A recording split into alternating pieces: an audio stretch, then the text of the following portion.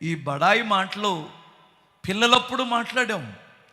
పెద్దవారిమై పిల్లవాని చేష్టలు విడిచిపెట్టేశాం. అన్నీ ఉన్న ఇస్తారో చెప్పండి, అనిగి మనకి ఉంటుందట. అలాగే బడాయి మాటలు అనేటువంటివి జయించగలిగిన వాడెవడంటే క్రీస్తునందు విశ్వాసం ఉంచిన వాడు. అవునా కాదా? మనం ఇంకా బడాయి మాటలు చెబుతున్నామంటే లోకాన్ని జయించలేదని అర్థం.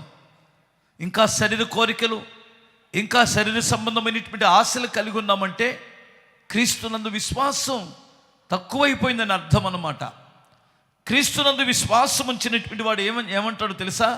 క్రీస్తును కలిగి ఉన్నటువంటి వాడు, నాకు ఏవేవి లాభకరముగా ఉన్నాయో వాటిని నేను పెంటతో సమానముగా ఎంచుకున్నాను. ఎందుకో తెలుసా?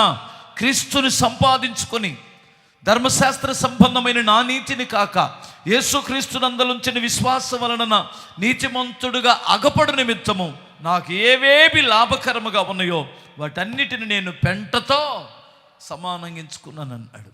మీరు క్రీస్తుతో కూడా లేపబడిన వారైతే పైనున్న వాటినే వెతకండి. మీరు క్రీస్తుతో కూడా చనిపోయి క్రీస్తుతో కూడా లేపబడిన వారైతే పైనున్న వాటిని వెతకండి. ఆ మహిమగల కార్యాలు వెతకండి, ఆ పరిశుద్ధాత్మ అభిషేకాన్ని వెతకండి, ఆ కృపా వరములు వెతకండి, ఆ పరలోకపు ఆనందాన్ని వెతకండి, ఆ పరలోక సంబంధమైన దేవుని సహవాసము సంఘమును ఆయన ఉపదేశమును మీరు వెతకండి.